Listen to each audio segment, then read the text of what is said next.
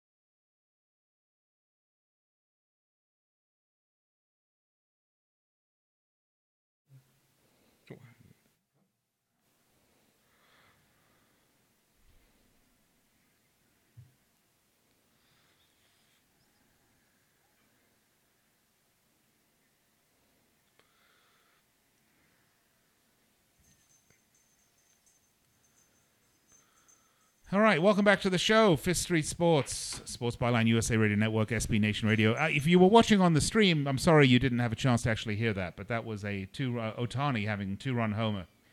I guess that was today? Was that right? Yeah. Yeah, fantastic stuff. All the news that's fit to broadcast. Huh? Right.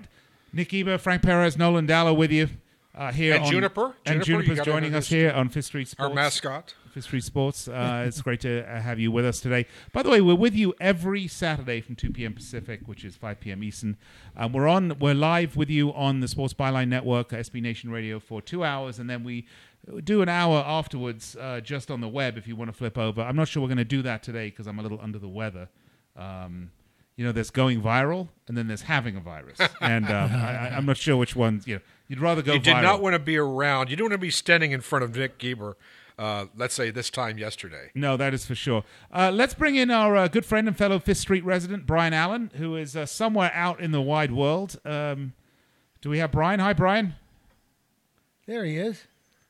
Hello, Brian. Hello, friends. Brian, are you at the Masters? Is that the 18th hole behind you?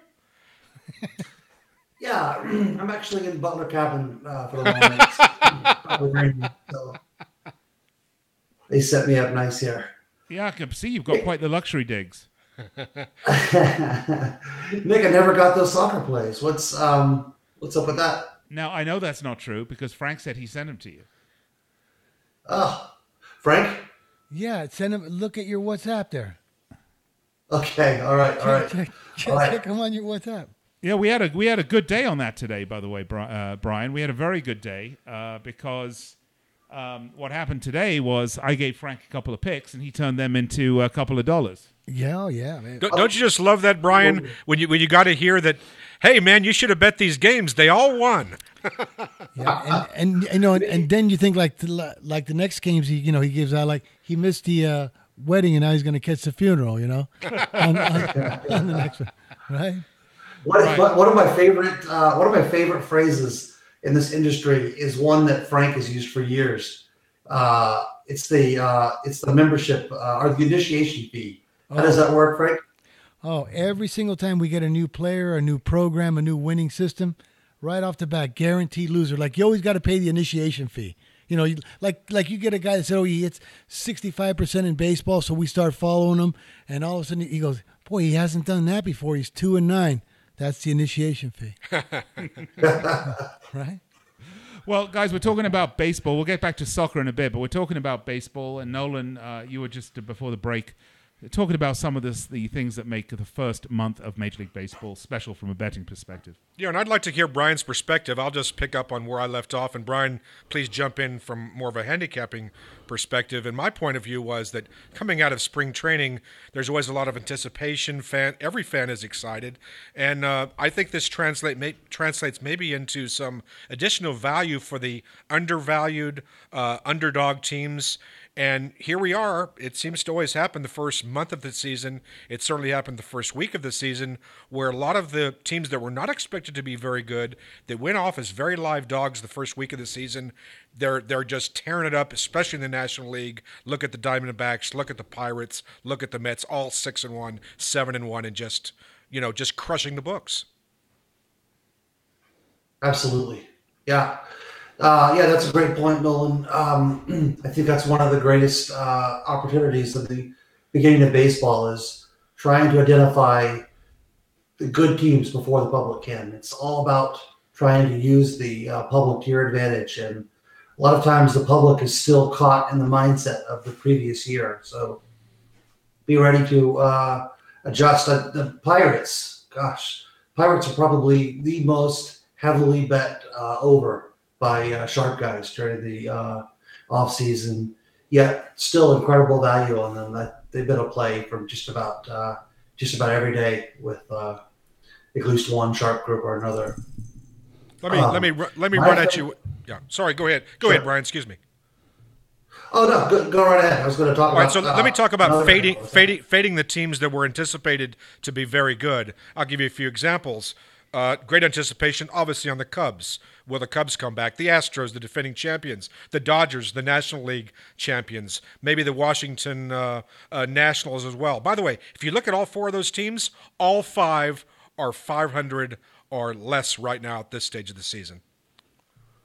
And laying big prices. This is what I've noticed in the first, let's say, 3 to 5 starts per team. So let's say the first 15 to 25 games, the season starts, and even like Kershaw on opening day laying almost 300.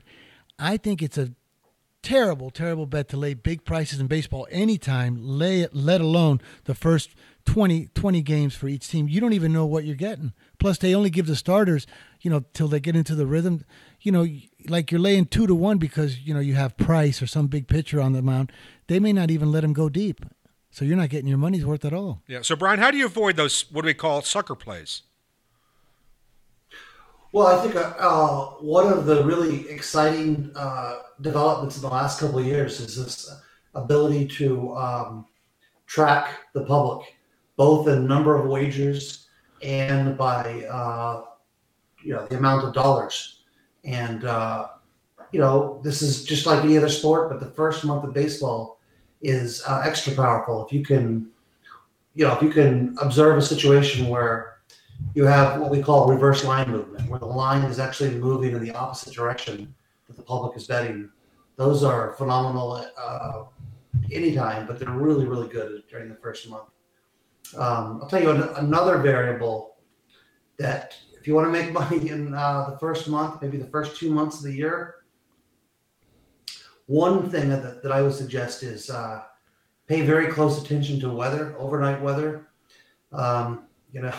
One thing that frustrates a lot of professional bettors is that they can't necessarily get down enough money overnight.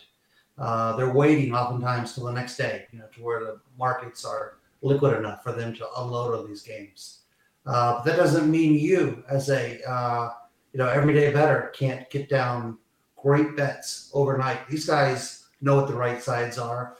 They're sitting on their hands, oftentimes waiting for the markets to open up. Meanwhile, you have the ability to, if you can observe a significant wind blowing out. Not every stadium, some stadiums react differently to wind than others, but that's a huge opportunity for the everyday bettor. Can Brian, I'm going to press you a little bit here. Can you give us an example of what you're talking about? You just said take advantage of overnight lines. Now, I don't think that's possible in totals, or maybe it is. Can you give us a little more information about what you're talking about? Yeah. Okay. So here's the perfect example. Okay, the best stadium in baseball for wind is Wrigley Field. Unfortunately, totals don't come up for games for Cubs home games until around 10 Eastern every day. Okay, so we can eliminate Wrigley Field. You're never going to be able to bet overnight totals on the Cubs, except for during the playoffs. But essentially, it's a situation that never happens. So we go down the list and look at the stadiums. Every other stadium in baseball has overnight totals. So a stadium like Fenway Park would be my next stadium that I'm looking for. And an ideal situation would be if you can, and information is widely available on the internet. Every stadium in baseball has been mapped and geo-referenced so that you can see where wind blowing to the northwest, for example, what that would equate to in terms of the orientation of the park. But let's just say hypothetically the Red Sox had wind of 15 miles an hour blowing out to left center for tomorrow's game. Well, that would be an A-plus opportunity. You'd want to make sure that you get down on that. But there are other stadiums. Hey, Brian, we're going to have to hold that thought. We do have to go to a break, which we're going to do. And we're going to come back, continue the discussion about Major League Baseball on the other side of the break. This is Fifth Street Sports on Sports Byline USA, SB Nation Radio. Nick Geber, Frank Perez, Nolan Dalla. Of course, we're talking to Oklahoma Brian in the box. That's the luxury box. I think that's a luxury box. But we're going to step aside, take a break, and we'll be right back after this.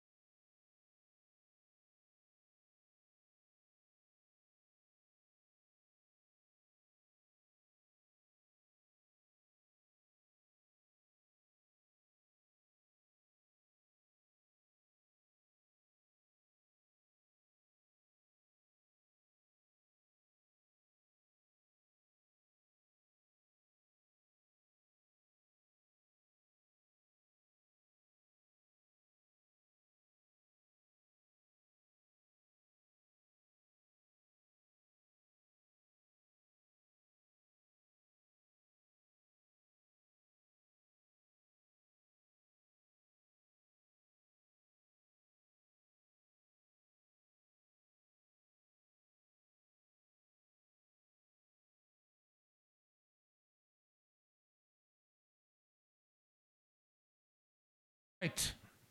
Welcome back to the show. Fifth Street Sports. Nick Geber, Frank Perez, Nolan, Dalla, Oklahoma, Brian. And we are talking about Major League Baseball. Brian, we still have you there?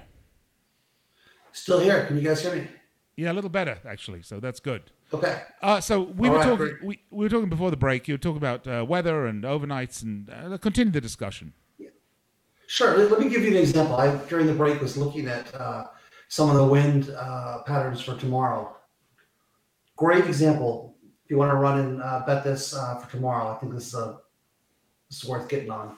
The Royals play the Indians tomorrow. 10-mile-an-hour wind blowing in almost from straight center, from left center. It's also going to be 32 degrees for the first pitch, so pretty much a dream situation. That's a game. If you can get on the opener, it's a situation you'll typically be able to steal a half point from the closing line, and those opportunities are there throughout the month of April and May.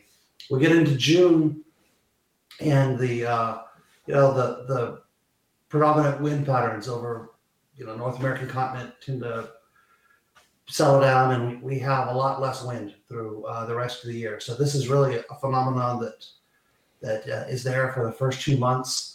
Wind is by far the most predictive variable of where totals will go. And if it's like they say, the early bird gets the worm.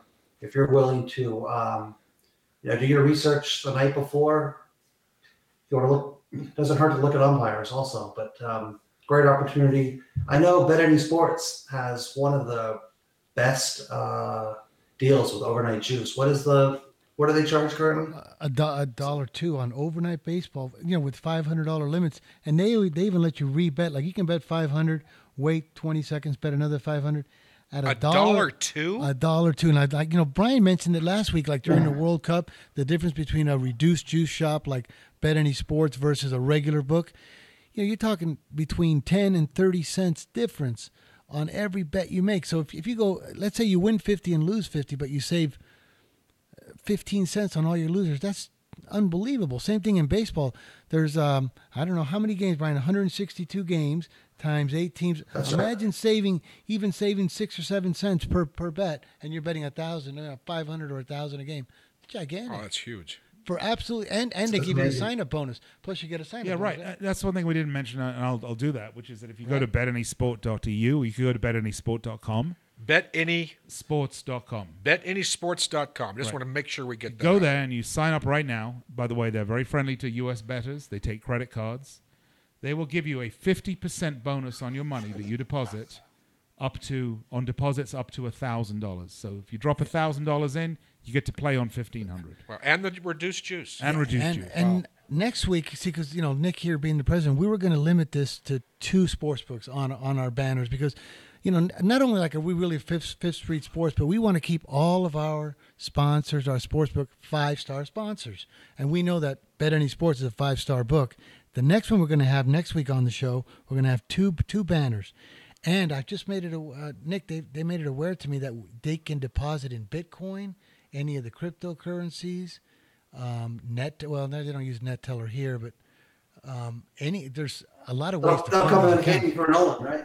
Yeah, well, we did have that discussion last week about Bitcoin, and Bitcoin's $6,700 now, right? I'd rather have my money on a sports ticket than Bitcoin. But you can deposit in Bitcoin, and you can deposit in Bitcoin any way you want. So that's probably gonna that's absolutely fabulous. And I'm just gonna, Brian, I got to find out the answer to what I'm about to went back to baseball. Okay, right. Real quick about you're talking about weather. And you wouldn't think weather's a big factor in baseball.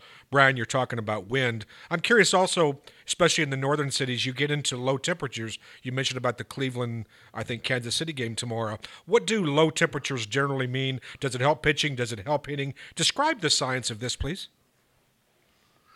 Boy, I don't know if I could give a really comprehensive explanation, but it equals under. That's the bottom line. You don't have to do the meteorology of this, okay? I don't know it just if means umpires under. want to get out of there, or the hitters don't like the way the ball, the bat feels, or what. I don't know. The strike zone changes, but the bottom line is it's definitely an under phenomenon when it's now in the summer it's real hot, right? Hot, humid. Doesn't that help the overs traditionally? No, absolutely. Oh man, if you that's a great point, Nolan. Actually, so in the geography of where games plays are played is different from from one day to another. If you just look at where games are played, it's not evenly distributed. You can see one card where you might see 13 games, but they're spread throughout the U.S. 3 days later, there's a overrepresented amount of games in the upper Midwest or Northeast. So when you get into July and you see a national forecast where it's going to be over 100 degrees throughout the country, grab the salami on those days. The salami will always grand salami, essentially a correlated parlay situation. Yes. let me absolutely. tell you. And I talked to Brian a lot, especially during baseball season. He is the salami master when it comes to baseball. No, seriously, I don't even know what his in win more percent. ways than one, sir. I can't. No, but his but last year I think you about 25 to 28 times you gave me a prediction on the grand salami, whether over or under, and I think you might have only been wrong once or twice, and it was because of a bad beat. Real quick, Frank, for those who are maybe a little bit newer to sports, what does grand salami mean? That's the total number of runs scored for the day. For all the games? Yeah, like if, for instance, they'll put up 13 games, and if you add up the totals, 9, 7, it'll use, let's say it's 112. Well, they'll put the salami at about 120, 121 because you got to give it one free run almost for the game. So there'll be an over and under for all the total runs scored of like 121. So when Brian would call me and say, Frank, we got 6 or 7 of these parks, the wind's blowing out, it's great conditions. Now you got 6 or 7 games that can really blow up. 13-8. 14-9. All it takes is 1 or 2 of those games to explode, and you're there. Or vice versa. Under when he says the wind's blowing in and it's cold, you get 2 or 3 of these 1-0 or 2-1 games. That salami's going under. Well, and as a side note, what makes this bet even more powerful is the orientation of home plate to the sun is almost identical in most parks. If you look at where home plate, first base, third base, second base point to, it's pretty much line up identical. So when you have when the wind, put it this way, when the wind is blowing out at Fenway, there's a good chance the wind's also blowing out at Yankee Stadium. It's probably also blowing out, in Philadelphia, Washington, and Baltimore. So you got a card where all of those teams are playing at home, and you have a nice, 10 to 15 mile an hour wind on those days. Incredible bet. Yeah, interesting stuff. So what I would be interested to know, though, outside of baseball, we're talking about meteorology. And that's not what I cooked on the barbecue yesterday. How does that affect other sports? For example, golf. I think that'd have to have an enormous effect on golf, right? Yeah, for sure. So I love the intersection of weather and betting. You guys can already tell we're 3 shows into this, and this is one of my favorite angles. But golf, it's a huge predictor of golf. One of the things you have at your disposal is, with the Masters, for example, is a really rich history of weather data. So that, for example, today's Masters was very similar to, I believe it was the 2013 Masters that Adam Scott won. The Sunday of that Masters was nearly identical weather to today's Masters, to today's Saturday. Lots of rain, not a lot of wind. Temperatures were cool, but not too cool. And the scoring was phenomenal on both days. I read a lot of articles this morning with people thinking that the scoring was going to be horrendous today at the Masters. But, without the wind, it's actually pretty favorable conditions for scoring. Yeah, and along those lines, you can identify players that played well. For example, at that 2013 Sunday, look at the players that excelled on that day. Look at the guys that are doing well today. There's very strong correlation. But Brian, now see if you've noticed this, especially at the Masters. I mean, I've seen it a couple times in the British Open, but in the Masters, I believe on Sundays. Now, first of all, these guys all have talent. Okay, so talent is not scarce here, but with the talent on Sundays, I remember when Tiger Woods would always come out there with that red shirt and everything, and then and just close it out and win it. I think a guy once told me who was a good golfer. I mean, a great golfer. He says, Frank, on Sundays that putter. Them guys that are at the top of the leaderboard that have never won it before and they got nerves and they can't, they're so close to right there. It's like those Gillette razors. Have you ever seen those Gillette razors? The kind where you like insert batteries and then they vibrate when you shave. Yeah, that's the same thing. It's It's like they insert those batteries in the putters and then they turn them on because you see like who's set up for this is this Reed. Reed is going to be set up for, not McElroy. If McElroy gets the lead, it's going to be like a rear chokehold in this thing. You know what I mean? Well, we're going to have to hold on to those thoughts. We're just getting started. Well, we've got to hold another segment after the break here. We are getting ready for a break. Just a reminder before we go to break, if you're listening to what we're talking about here and you think that you might be ready to take the plunge, go to betanysport.com. Use the affiliate code 5th Street, the sign-up code 5th Street. With a 5? With a 5, or you could also go to our website. It's fifthstreetsports.com/bet-now. Go to either one.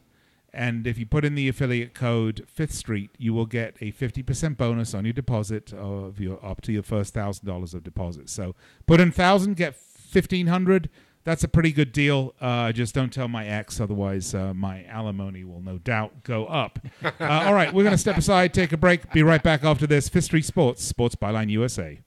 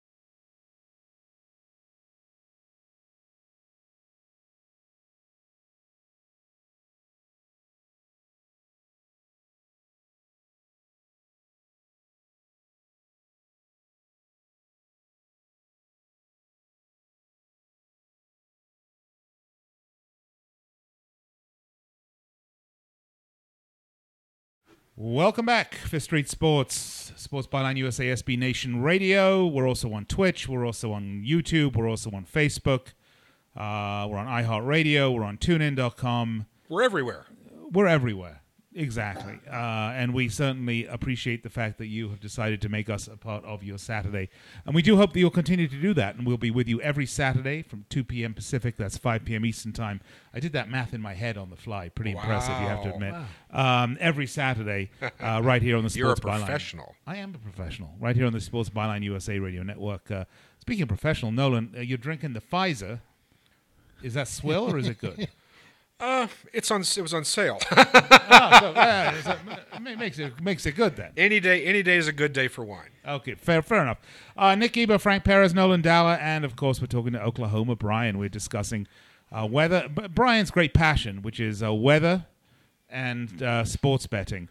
And Brian, we were talking a little bit about the Masters.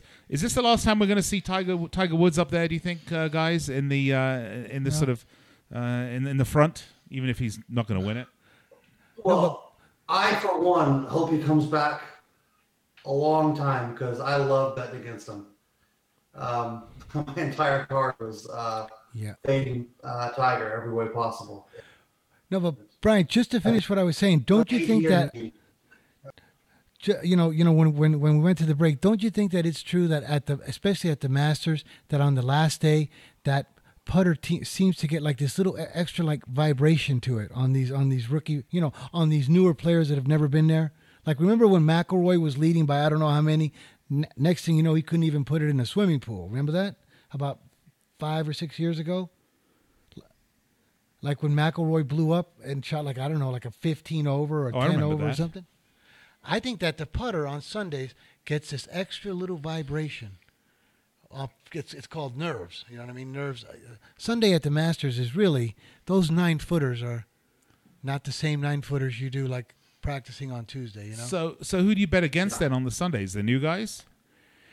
Well, you can take a chance. Like, I think Reed's going to qualify for this position I'm talking about. I mean, he's right up at the front, and he's got nerves of steel now. All right, I'm gonna ask something, and I'm gonna throw it to Brian in a second here. But I'm guessing that Brian is a contrarian. You're a contrarian too. Yes. But my question to Brian is, do you think that maybe the public overreacts to that? Yeah, this guy hasn't been here before. He's a rookie. He's never played on day 4 at the Masters. His whole career, he's been waiting for this moment. Might there be actually some value because maybe some of the old guard traditionalists overreact to the perceptions of the real talents of these golfers? What do you think, Brian? Yeah, it's interesting, Nolan. So similar line of thought used to be in the NFL. When a rookie quarterback would make their first start, sharps would line up to bet against him. It was like a feeding frenzy. And over the last 5-10 years, it's amazing. If you pay attention to guys making their first start in the NFL, it's incredible how much success they have. I mean, maybe the game is just so much more scripted and controlled where, you can you can put a rookie in or, beginning quarterback in without those problems. But I think that, at some point the public does, I think, overreact and overcompensate for how much trouble they think an experienced player is going to have in the spotlight. Patrick Reed, for example, he's a great example. I don't know if you guys know. Do you guys know where Patrick Reed went to college? No. No, but I can look it up. I can just tell you. He went to Augusta State. Oh my! Oh, okay. So as Augusta State, as in Georgia. Yeah, so he's practicing on the on the course, right? The Masters. Yeah. Yeah, Wow. He's a head case. He actually got thrown out of the University of Georgia for a variety of reasons. Well, who didn't? But guy might have a screw loose, or he might just be as good as he thinks. He made a comment last year that he considered himself to be one of the top 5 golfers in the world, which was a pretty bold statement for a guy that's never won a major. And Right. But I don't think he's going to have a meltdown on Sunday. I actually think he's pretty headstrong. Interesting. So that's one to look for. Wow. Yeah. Good information. Speaking of like Patrick Yeah. Reed considering himself like in the top 5, Brian, don't you think that with today's field versus let's say even 10 or 12 years ago, with the 8 or top 10 guys at the top, with the Dustin Johnson and McElroy and everybody, it's not the same 10 or 12 guys that Tiger was beating in 99 and 2002 with. They had VJ Singh and, Graham McDowell, right? Rock It's- alleviate, right? Right. I mean, it's Yeah, kind of like, it looked it's, it really is. It's like Great it's like the World Series of Poker right now. It's going to be very tough to repeat. I think it's really tough to like repeat in these majors now. I totally agree. Just the Ask level of Sergio Garcia. nutrition- As Sergio, yeah. I Poor really guy. I really think it is. But I think you're right. No, I think that all of the advances in fitness and nutrition that we see in other sports have made their way into golf. These guys don't look like I think the stereotype of a professional golfer 20 years ago is a guy that had good hand-eye coordination, but wasn't necessarily a great athlete. Maybe certainly some were, but nowadays they all look like they just came from the gym. Well, just look at this example. Okay, let's say we went back 15 years, and now you had to face, and then you had to face Dustin Johnson, Jordan Spieth, Jason Day, Rory McIlroy, Ricky Fowler, just those 5. Okay, so now you have to face those 5 for 4 of the Grand Slam versus having to face like Ernie Els, VJ Singh, Grammy McDowell, Trevor Immelman, and come on, I'll take those 5 against. That's yeah, but isn't that the natural evolution of sport? I mean, whether we're talking about golf or tennis or soccer or baseball, we've had this discussion before. But I mean, we have come to a point in the landscape of sports where just being good at the game isn't enough. To achieve at the highest level, you have to achieve that aura of almost. I'll use this, basketball is a great term. I mean, the basketball players that you see out on the court today are the world's super athletes. I mean, these are some of the finest physical specimens you will see in terms of fitness, strength, conditioning. And if you look at them compared to their same cadre 25, 30 years ago, they would run circles around them. Yeah, and one thing that you know about the basketball players now too, compared to the players in the 60s and 70s, they make like 50 times as much money more as they do now. Sure. But they also got about 50 times as many anger management certificates at home than they do now. You know what I mean? Right? But I know where Nick is going with this, but this is where I go with it. I remember in the late 70s and the 80s, in the welterweight division, it was stacked with Duran, Leonard, Pepino Cuevas. There was about Tommy Hearns, Marvin Hagler. There was that boxing was stacked then. I think golf is stacked right now. Good point. Very good point. That is an interesting point. You know what I mean? That is. And then there's some sports that are weak. I believe that there's some sports that are very weak. You go through quarterback phases in the NFL. Great quarterbacks, and we're kind of in a lull now. Once Brady retires and we lose Rodgers, maybe Breeze, boy, the landscape is much more thin. Yes, it's that way. It's that way in all sports. I believe the top 10 in golf is really, really at an all-time high if you factor in the top 10, all 10 of them. Like every sport has always had 1, 2, or 3, but not 10. So you're thinking that the golf is reaching its heyday of sort of in terms of its athletes and the age of the guys that are in the top 10. It's probably a lot. Brian, this is something to look at. I mean, you're the statistician, the numbers man. I wonder if you look at the top 10 golfers 15 years ago, what the average age was compared to the top 10 golfers today. And I expect you to know that without looking at anything. Well, I'll tell you, how old is VJ? I know he's faded in this tournament, but probably late 40s, right? I would think, is he not 50 yet? He's close. He's got to be pushing excuse me, guys. VJ Singh is 66 years old. No way. No way. He was born in 1952 in Fiji. And that's courtesy of our friends at Wikipedia, by the way. But that might be like one of those Obama birth certificates. 66 years old. No way. Yeah. So he did get thrown off the Australian tour for an incorrect scorecard. So Maybe Interesting. maybe he fights his age also. Well, you know, that's a great example. I mean, this guy's a little long in the tooth, right? VJ. Yeah, wow. I didn't know he was No idea. 66. Wow. All right, so Brian, let me run at you here. We don't have that much time left in this hour, so I want to get to the nuts and bolts of golf betting because we do have a whole full season coming up, not just the Masters today and tomorrow, but the rest of the year. If you were to just take everything else being equal in terms of what values do you see in golf? Is it player matchups? Is it over-unders on maybe the total round? Is it betting for or against somebody winning the tournament? Where's the best value exist overall, everything else being equal, on the sport of golf right now? Oh, looks like we've lost Brian.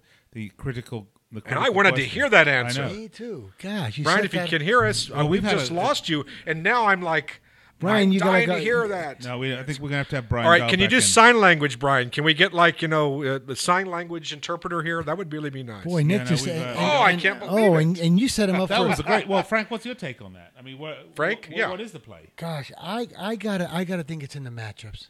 It's in the matchups. Knowing what's in the head of one 'cause guy versus there's some another. guys like you're playing in a park where like the long drivers have the advantage of the other ones versus the guys that hit chip shots. You match these guys up together. They know each. The handicappers know each other's game.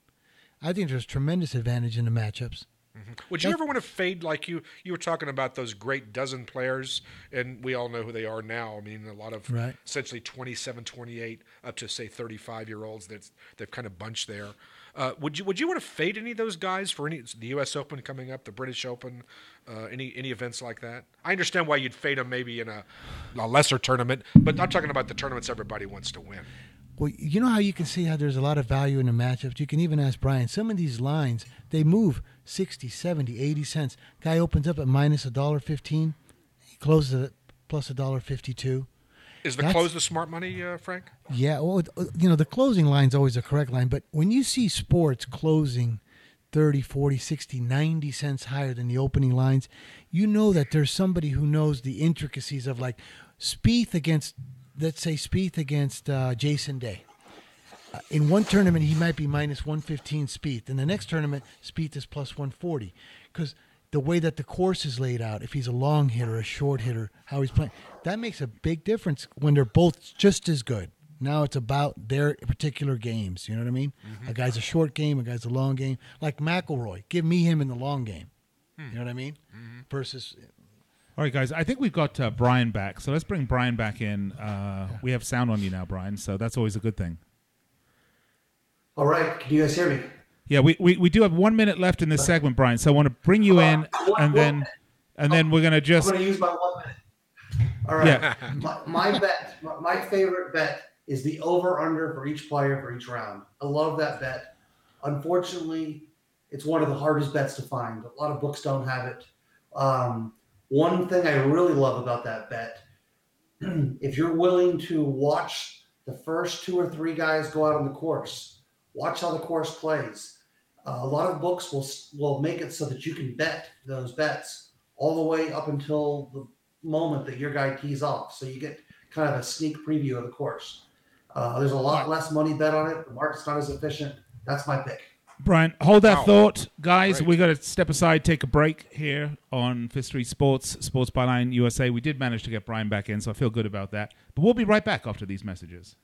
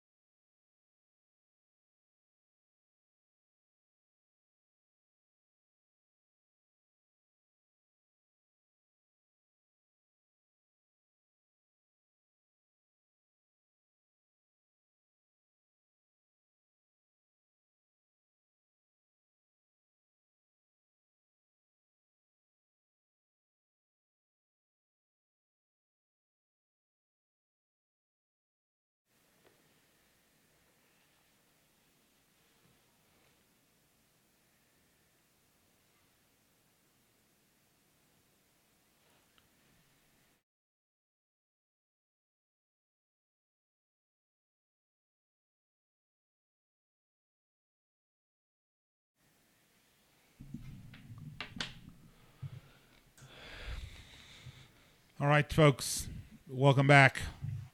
Fifth Street Sports, Sports Byline USA Radio Network, SB Nation Radio. We have just literally a minute left. Brian, you want to wrap up any thoughts you might have had about talking about golf? Hope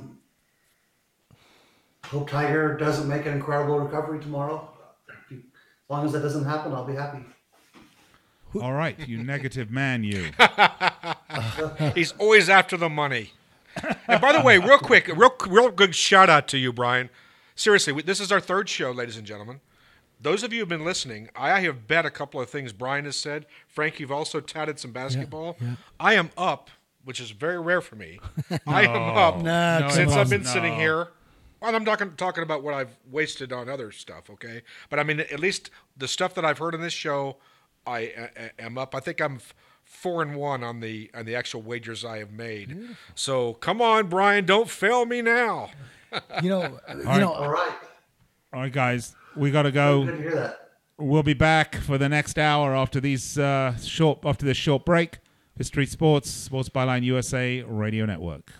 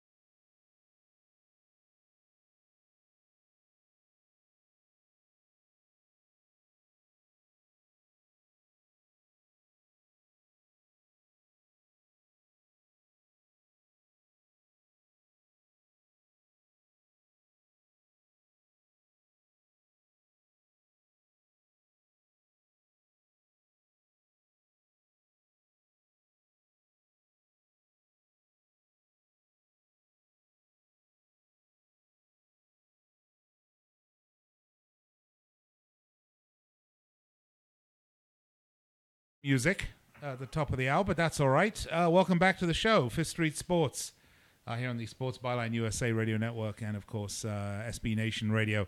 It is great to be with you as we get into hour number 2 of the show. I'm Nick Geber along with Frank Perez, Nolan Dalla. We're talking to Oklahoma Brian on the technology box. Let's call it that, the technology box. At some point, we're going to talk to Charles J., an analyst with BetanySport.eu about boxing, because there's some really big boxing stories going on right now, guys. Big stories. Of course, we're talking about Canelo Alvarez not going to fight Gennady Golovkin on the 5th of May on Cinco de Mayo. That match will likely happen in September. But there's also a big heavyweight bout going on now with Anthony Joshua and Deontay Wilder. That's definitely something to talk about. I know we're going to talk about that with Charles J. But in the meantime, we welcome back Brian Allen. Brian, so you missed out on my soccer picks, Brian, and I'm sorry that you did. I'll be sure to send them to everybody. Brian, he texts me. I like Liverpool to draw, and Man U over Manchester City. So 0-0 Liverpool and 3-2 Man U. Live dogs too. Plus 363 on the three-way line and plus 260. That's talent. I mean, what are we doing over here? Why don't we got to put Nick on our tout sheet? You know, this guy knows his soccer. We're going to do a lot more of that, guys, when we get to World Cup in particular. We are coming. Nick, they should give you your own soccer show.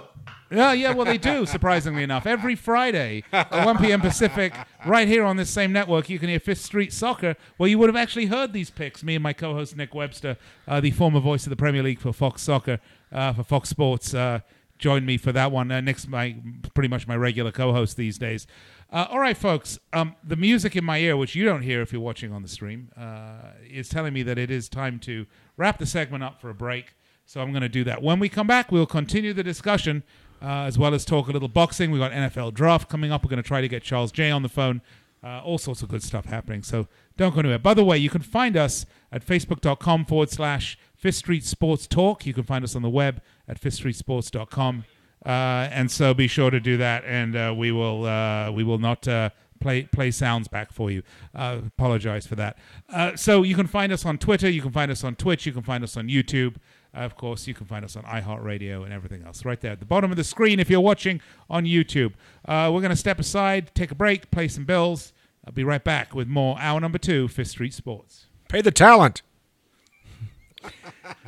Nolan, do you like?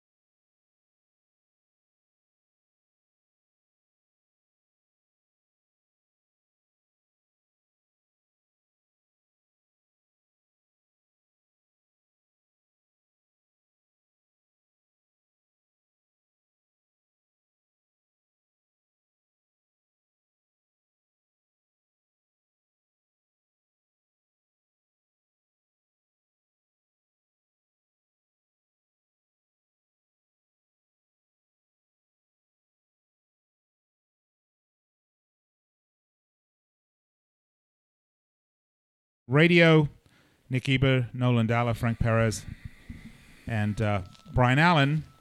We're going to be bringing in CJ at some point, Charles J. from Bet Any Sport, as soon as we can work that out. Do we have him yet, Boggs, by any chance?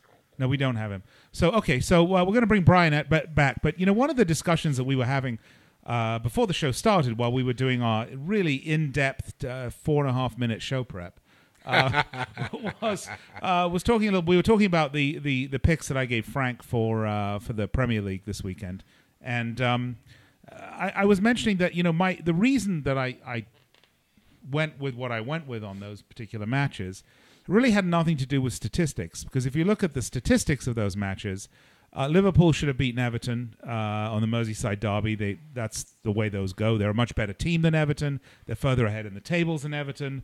Everton are really struggling.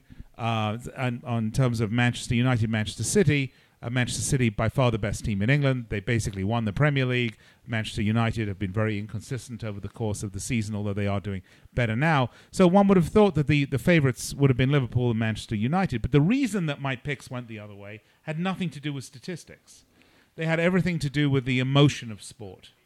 And that's the interesting thing for me, because what I found is that if you look at the way those situations worked, Manchester United, Manchester City is a massive derby, and a derby match is when two teams from the same city play each other. A derby match. Yes, it's called a derby match, right. Right. So Tottenham, Arsenal, those are two London teams. That's a big derby match. Chelsea, Tottenham is another big derby match. Not quite as big, but... the Mets Chelsea, playing the Yankees Arsenal, would be a derby Mets match. Would be a derby, right, Okay. absolutely. So the derby matches have sort of a separate life of their own and separate meaning for the players. So... the thing was with Manchester City is if they won this match at home against Manchester United, they would clinch the Premier League. That was it. There was 5-6 games left, but they would have won the Premier League. That's the match they would win the Premier League. I know Manchester United as a club, the last thing on earth those guys would want to do would be to lose that match to Manchester City and give them the Premier League on their backs, so to speak. So, and they have a very egomaniacal manager named Jose Mourinho, and I just... for me, that was a Manchester United win. Maybe a draw, but most likely a win. The Merseyside derby for me was a draw, very simply because all the pride in the world, that's called the friendly derby, because oftentimes you have families where one side of the dinner table is wearing blue and the other side's wearing red, right? Liverpool's not exactly a massive city. And Goodison Park, where they play at Everton, is literally, it's a park, and across the park is Anfield, where Liverpool play, and the other side of it is Goodison Park, where Everton play. So there's they're very close, but a lot of pride's involved, and the Everton manager is in a lot of trouble because they've had a very mediocre season. And if they could pull this game out, either a draw or a win, could very well save his job. And Liverpool have a massive match in the Champions League coming up this week against Manchester City, where they beat them the first leg. This is to get to the semi-finals of the Champions League. So with an eye on that match, and it was the same thing with Manchester City. They also had an eye on the match against Liverpool later on in the week. That's why I came with what I came with, and that's what worked out. And we can bring Brian Allen back, the statistician. Brian, how do you account for sort of those sort of intangibles? Well, Nick, what you just described sounds like college football rivalry weekend to me, right? Isn't that the same thing? Right, and that's exactly what we were saying earlier, right? It's college football, right? Yeah. It's a chance to salvage your whole season with one game, and potentially the coach saves his job, the quarterback keeps his girlfriend. Everything can be saved with this one game, and I don't know if it really works out that way, but yeah, it certainly feels that way. No, but and Brian, No, go ahead. Oh, I was gonna say, yeah, and you're absolutely right, guys. Those are great betting opportunities.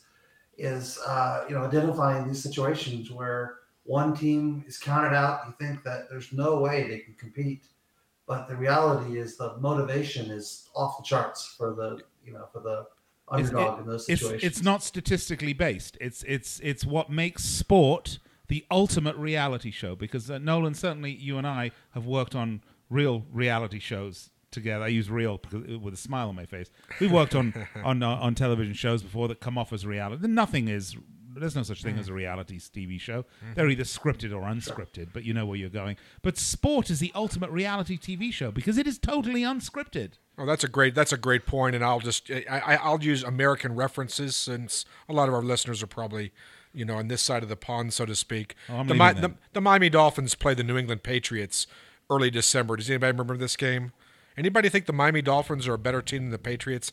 You remember the Patriots, the Dolphins destroyed the Patriots on Monday Night Football? Yeah. It's one of those situations you're talking about. The entire season can be made for a coaching staff, for the players, and so forth, which leads me to something, Brian. I'd like to ask you something, and I'm sitting here as an American, and certainly I follow some of the things about the Premier League and maybe some of the Champions League and so forth.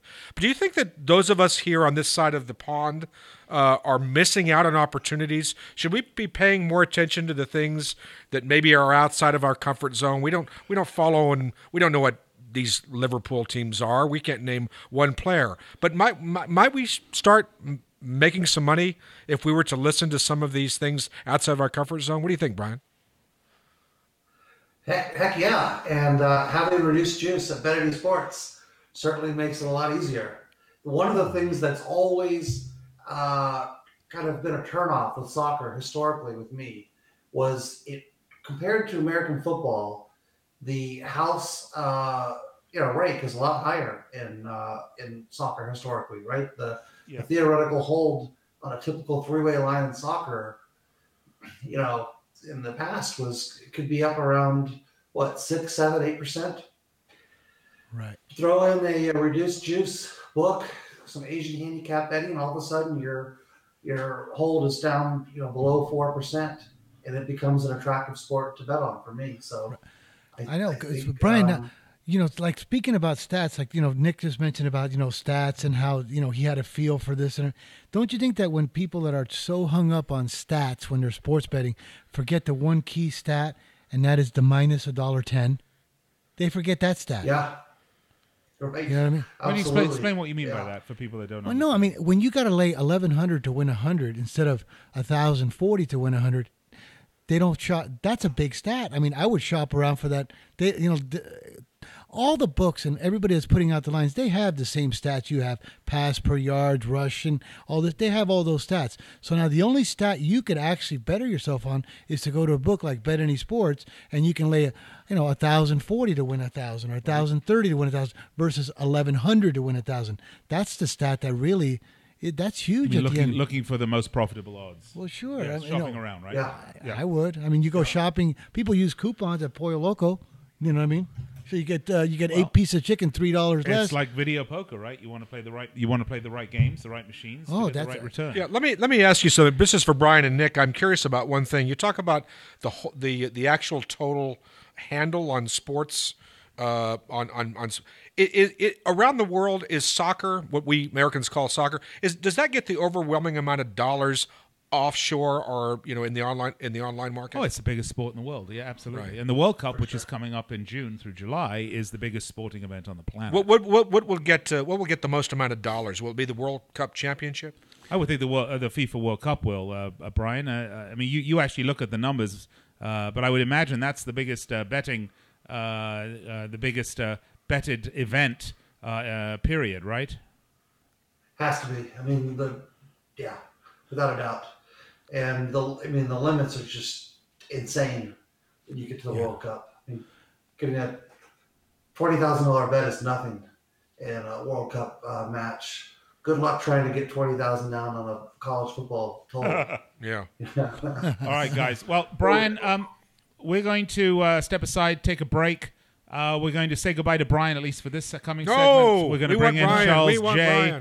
We'll bring Brian back for the last segment. We love having Brian with us. But we hope you're enjoying the show. You can find us on Twitter at Fifth Street Sports. You can find us on Facebook at facebook.com/Fifth Street Sports Talk. You can find us on Sports Byline USA, SB Nation Radio. Big hello to our men and women in uniform around the world listening on American Forces, by the way. We're on Twitch, YouTube, everywhere that you want to be. That's where we are.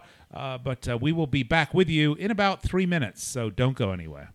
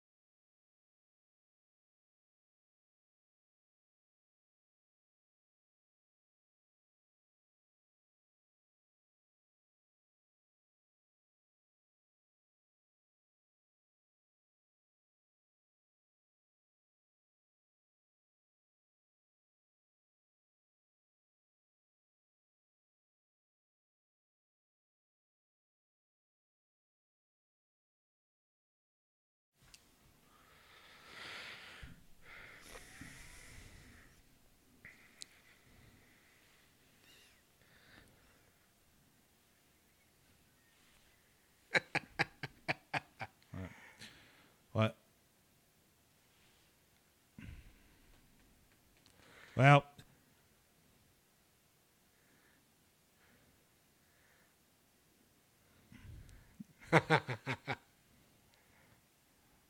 all right, guys. Well, if you're listening to us on Sports Byline, you're hearing Raheem Sterling. Welcome back to the show, by the way. If you're listening to us on Sports Byline, you're hearing Raheem Sterling score. A former Liverpool player, by the way. Sold to Manchester City about 3 years ago. Got to stick that in there, yeah. sure. The man from Liverpool says. But, didn't come up really big in some of the last matches, and particularly the Champions League. Raheem Sterling was a disappointment.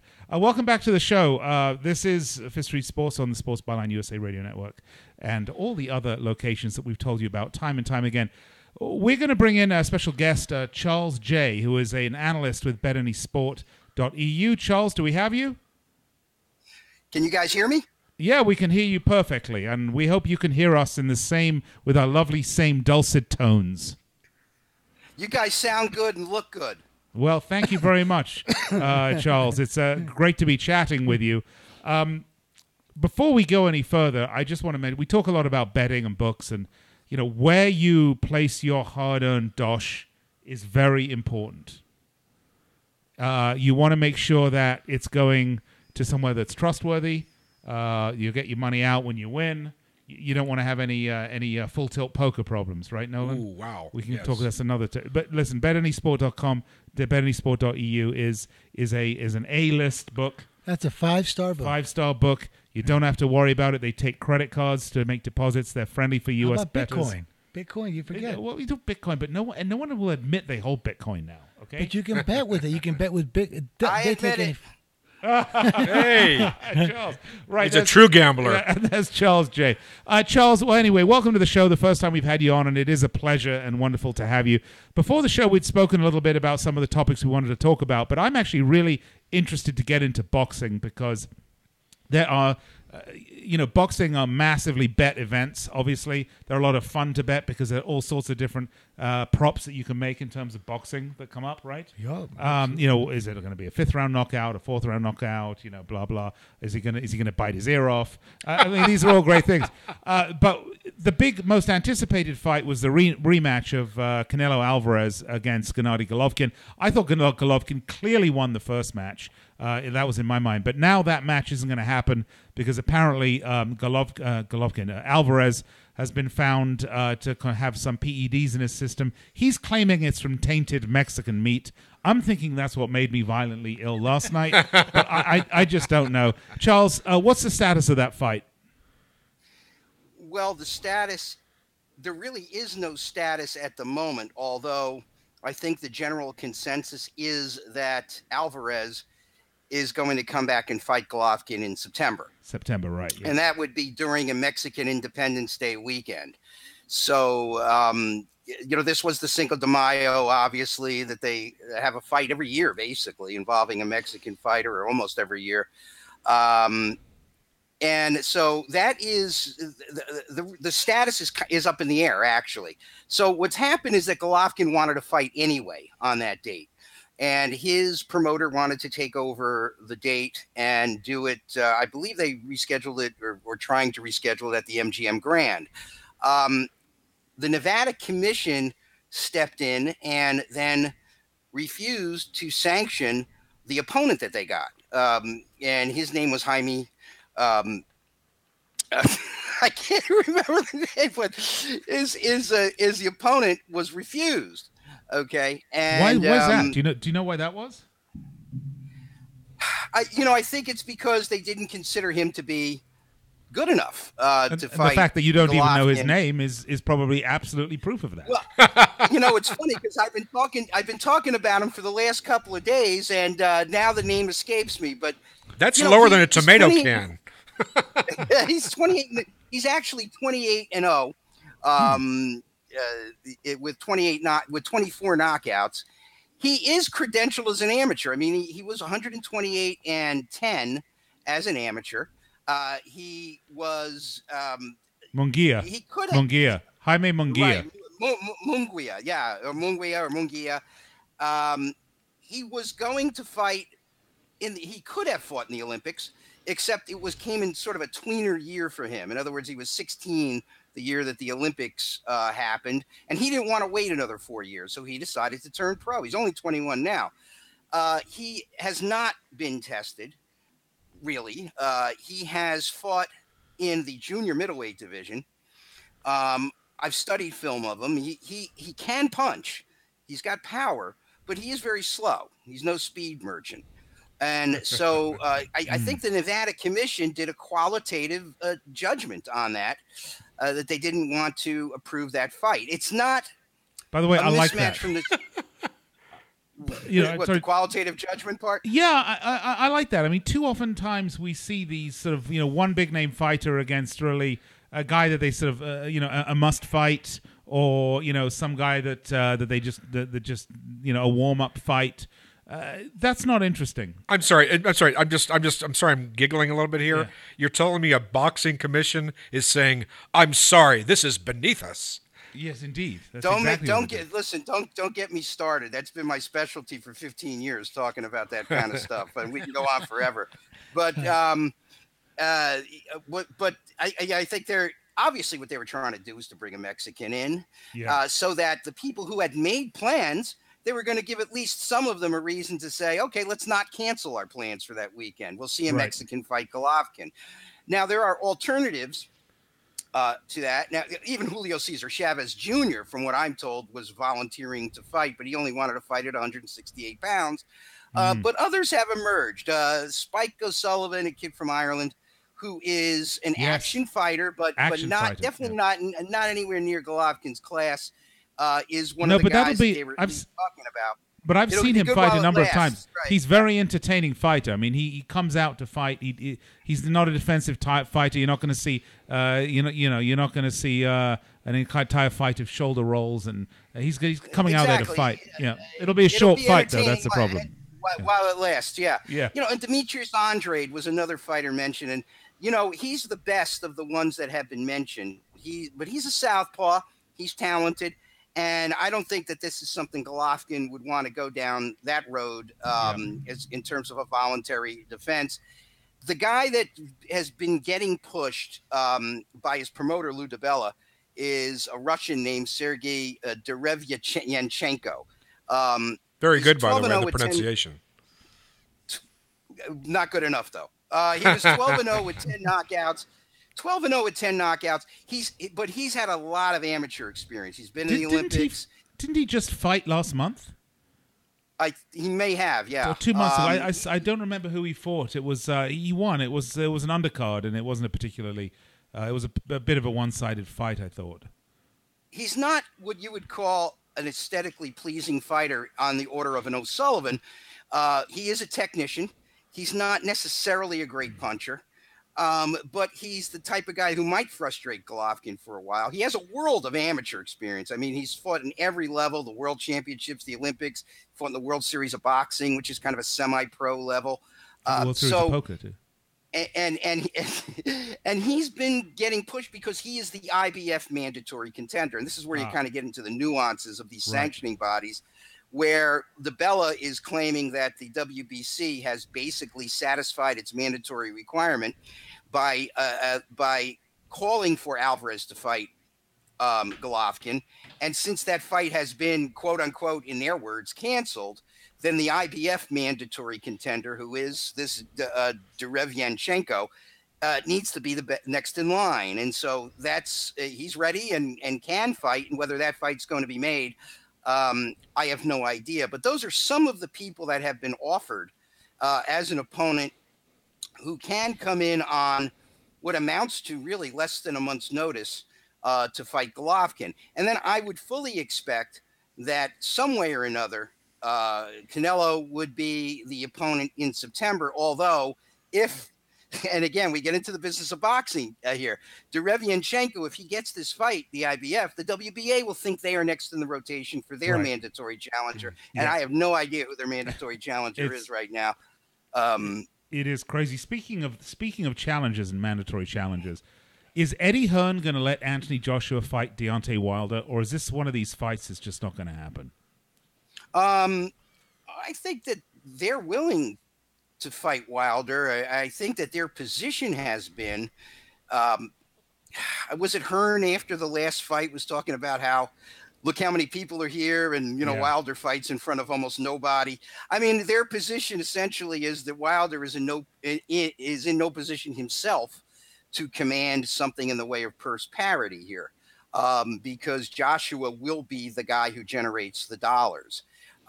They want the fight with Wilder, and I would imagine Wilder wants the fight with them, but I think it's going to be a matter of negotiating what would be acceptable to both parties. And in the meantime, I think Joshua is going to, I'm not so sure he's going to go along with the tentative schedule that they had, which was for him to fight Jarrell Big Baby Miller in August. Big Baby, yeah. The WBA just a day or two ago came out with a certain scenario by which there would be 4 men who would kind of box it off. Dillian White, who's from the UK, could be the guy that emerges out of that. Hey, Charles, we got to go to a break. We're speaking with Charles J., betting analyst with BetAnySport.com, BetAnySport.eu. We do have to go to a break. We'll pick it up on the other side with Charles right here on Fifth Street Sports.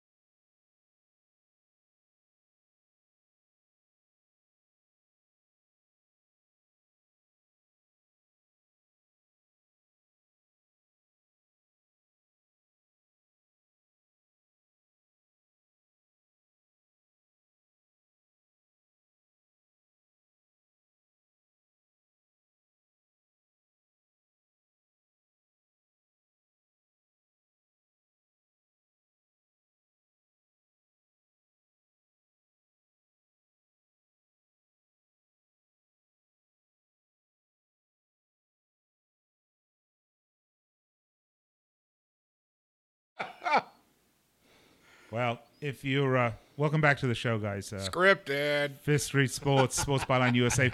If you're watching us on YouTube, unfortunately you couldn't hear that, but that was a really great piece from Deontay Wilder, calling out Anthony Joshua, calling out Eddie Hearn, his big mouth British promoter, by the way. I mean, you think Don King is bad? Just try Eddie Hearn on for size. Anyway, Nick Geber, Nolan, Dalla, Frank Perez with you, and we were talking to Oklahoma Brian earlier, but we are on the phone still on the guest line with BetAnySport.eu analyst Charles J. Charles, we still have you, right? Yes, and they would not forgive me if I didn't correct you on that, as it is BetAnySports with an S on the end .eu. You are quite correct. BetAnySports, and it is a great, and it is a great place to play. It has just about everything. You won't find a lot of places with 3 different casinos, for example, that you don't have to download in a poker room, and you've got so many. It's amazing amount of options there. Plus the live dealer. There are 2 forms of live betting, which a lot of people really love. Wow. There are actually 3 forms of it. So whatever you want to do, you can even play the lottery from a number of different states at BetAnySports. Yeah. So it's really kind of an amazing place with all kinds of amenities.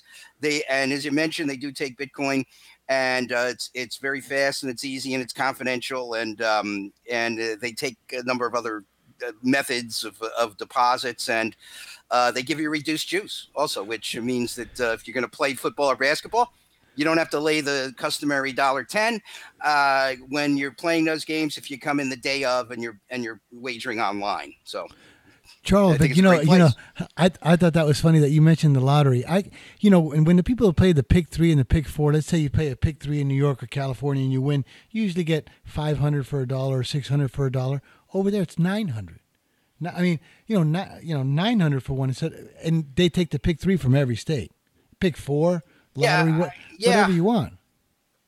I never played it there, but I took a look at the page, and I think you can click next to a box as to what state you want to do it. And it's is it a pick 3 or pick 4? Yeah, unbelievable. Yeah. So there's a lot of choices. And then the rebates on horses. I'm telling you, it's an all-around 5-star book. I've seen a lot of books. This book gives you everything you want to possibly bet on with the absolute best odds, bonuses. I have no idea why. It's got to be one of the best places in the Milky Way to play. Well, speaking of playing, let's talk about the NFL for a minute, because Charles, we were talking earlier about the draft that's coming up. Any thoughts about that? Because it's still 10 days away, 2 weeks. Yeah, and obviously the talk starts with the Cleveland Browns, who have won out of their last 32 games, I believe it is, over the last couple of seasons. It's funny. And it's a great topic because everybody, not everybody, I don't know if any of you guys play fantasy sports, baseball or football or anything like that. But if you do, you know a bit about analytics. And that's something that people involved in that activity seem to have grasped, a little earlier than people, for example, in baseball. And everybody was laughing at the Houston Astros a few years ago when they were losing 100 and some odd games a season. And they were talking about how they were going to do it their way. And it was a really numbers-driven experiment. And, of course, look what they've done now. The Browns took, I think, a page out of that and hired Paul DePodesta, who is well known because he was a character in the movie Moneyball. And he was the Peter Brand character in Moneyball. And so they brought him aboard to work some numbers. And I think he laid a pretty good foundation for where they are headed. They brought in John Dorsey, former general manager in Kansas City, who is more of an old school guy, and came in talking old school stuff. But there is a touch of the new school there still with the Browns. And they are in a great position with the number 1 and 4 draft choices in the entire draft. They just have a load of draft choices, period. And they've been adding pieces. The only thing they really didn't have, I think, was somebody who could be a game changer at quarterback. And I think what they've gone out and done is sort of set the table for themselves to draft a quarterback with the number 1 pick. They acquired Tyrod Taylor from the Buffalo Bills, and they also signed Drew Stanton, who was the backup quarterback in Arizona. And so that bridges you over to the quarterback of the future. And who that's going to be, I'm not sure. Everybody talks about how it's going to be Sam Darnold out of USC, who may have the highest ceiling of everybody. But the way that this draft looks like it's laid out, there's a strong possibility the Browns could get their franchise quarterback and franchise running back of the future in the first 4 picks. And of course, the running back we're talking about is Saquon Barkley of Penn State, which I think will happen if the Giants and the Jets both draft a quarterback with the 2 and 3 picks. I think the Jets are definitely going to draft a quarterback. The Giants, not so sure yet. Not so sure which way they're going to go because they could use Barkley as well. So this is really one of those, sometimes who the number 1 pick is, way out, or the likely number 1 pick. I'm not sure we're going to know this pick and what's going to happen with it, maybe all the way up until we hear that, is it the commissioner that makes the call, I think, on the first draft pick? I think it is. On draft day. That's April the 26th.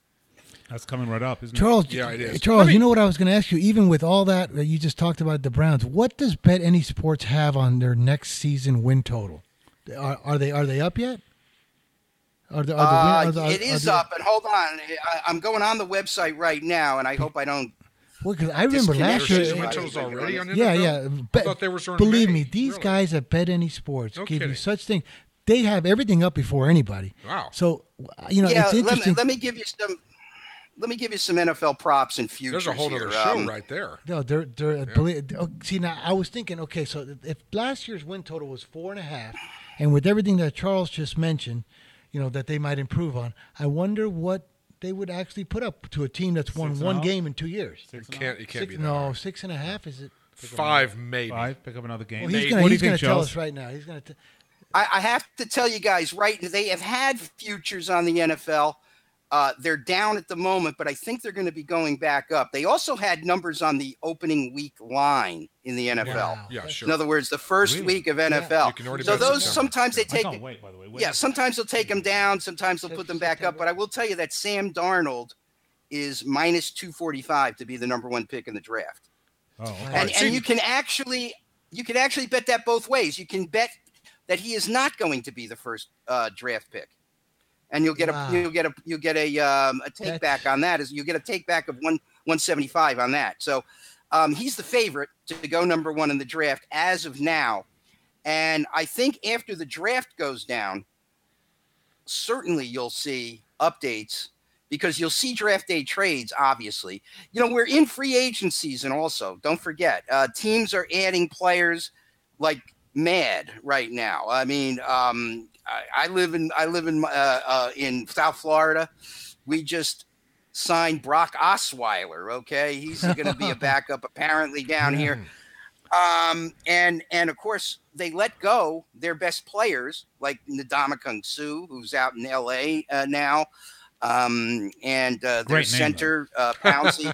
Yeah, but so things move during free agent season, so you don't want to get caught. Where the news is kind of faster than your move. I think after the dust settles after the draft, you'll see some numbers that I think will be solid for a while. Of course, then after that they go into their mini camps, and pretty soon we're into the training camp. We're into fall training camp. CJ, let me ask you something. I don't want to completely take a whatever on what you just said, but I want to play contrarian for a moment, and I really want to get your feedback on something. I understand that, for the NFL, the draft, the Mel Kiper, the analytics and so forth, they play into all this, and it is kind of it is an interesting exercise to speculate on which teams do well versus don't fare so well in the draft. But let me just cut the mustard here, and let's just say, does it really matter? you think of all the busts, all the players that are there. If you look at the best quarterbacks that have come into the NFL now, they weren't first round draft choices for the most part. Is it just great teams, great organizations, particularly great coaches? They can mold talent. They can take players that are fourth, fifth, sixth, maybe even undrafted players, and mold them into winners. And you can take the top draft pick, the Johnny Manziel, the whoever, and they just don't fare well in miserable organizations. I guess what I'm asking you is this, CJ, is the NFL draft overrated? Yes. I believe to a certain extent draft choices are overrated. But what happens is it's a necessity because of the salary cap. And because you have a rookie salary cap, it's necessary to build to a certain extent through the draft. Remember, listen, a couple of you guys are old enough to remember when George Allen took over the Washington Redskins. Yes. Okay, Yeah. and he traded all the draft picks for veteran play. You can't do that now because of the fact that veterans of a certain number of years have to make a certain amount of money. That team would never fit under a salary cap. So it is necessary to a certain extent to build to the draft. Are the draft choices overrated? Yes, I think the value of draft choices is. I think that, when you saw a few years ago there, well, not say a few years ago, may have been 7-8 years ago, when the Patriots got Randy Moss for what, a 4th or 5th round draft pick? I think they made a trade there. It's insanity. That's, I know some NFL scouts or former NFL scouts. And what some of them have told me is that in a sense, this whole thing doesn't even really get underway until after the draft is over. Because at that point, you're signing undrafted free agents, and you can get the best of the rest. I mean, there are a lot of good players that go undrafted. And so it then comes down to what you can offer them in terms of locale, opportunity, money, bonus, whatever. And you can bring in a lot of guys who can play who were not drafted. Now, there are premium players, obviously. There are players who you can consider to be franchise players. It is a hit and miss, proposition. I think the year that Alex Smith was drafted number 1. Now, Alex Smith, of course, has become a very serviceable quarterback in the NFL, but at first he wasn't. And I'm not sure it was that same draft or not that Akili Smith out of Oregon was drafted like 3rd by the Cincinnati Bengals. And he played a very limited amount of time in the NFL. There have been a lot of number 1 overall picks who have not really delivered. Hey, Charles, And unfortunately, yes, we are running out of time, and we definitely want to talk to you a lot more about the NFL draft. So I'm going to suggest that maybe we get you back on next week. We'll be just that little bit closer, and we can continue the discussion, a fascinating discussion about the NFL draft. And if you like to wager a little of your hard-earned money, it's best to be educated. So Charles J. from betanysports.eu, we really appreciate it. We'll have you back on next week. And until then, we do have to go to break here on Fifth Street Sports on the Sports Byline USA Radio Network. Charles, thanks a lot. thank you so much, guys. Look forward to hearing from you again. Absolutely. Cheers. We'll be right back after these messages.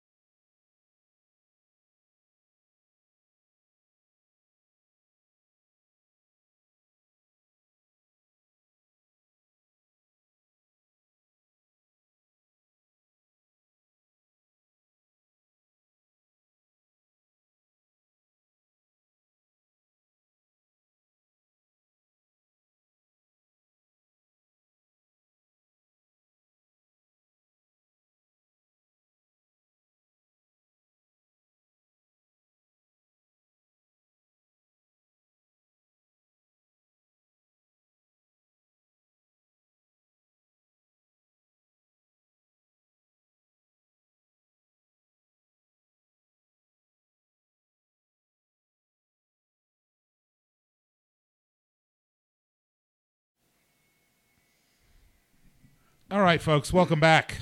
Fifth Street Sports, Sports Byline USA, SB Nation Radio.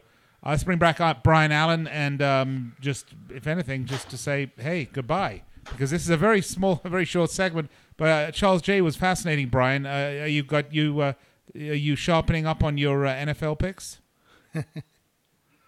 Yeah. I wish maybe next time you guys can let me ask Charles some questions. I really enjoyed that. We're going to do that. We've had some. We're going to figure out technically how we can bring two of you guys in at one time, but we'll have that worked out by next week. But he'll be back on with us hopefully next week. Fascinating stuff. Brian, want to thank you as always. Make sure where am I going next week? I know we had talked earlier about sending me to Boston for Patriots Day and then to the draft. I think after that, right?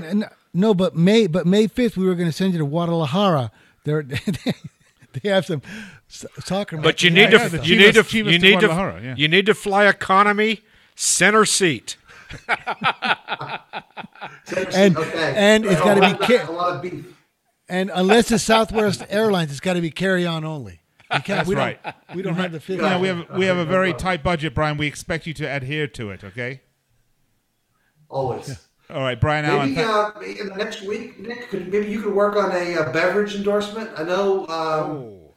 Looks like Nolan's got some serious beverage needs. I do too. Maybe that would really help out. If we could, all right, let's do that. All right, guys, we got to go. Show's over. Appreciate it, guys. See you later, Brian. Oklahoma, Brian, Frank Perez, Nolan, Dalla. I'm Nick Geber. Want to thank everyone for joining us. Be back on the air with you next week. On Friday, 1 p.m. Pacific, be sure to tune in, by the way, to Fifth Street Soccer. Until then, have a great weekend. Spike the ball.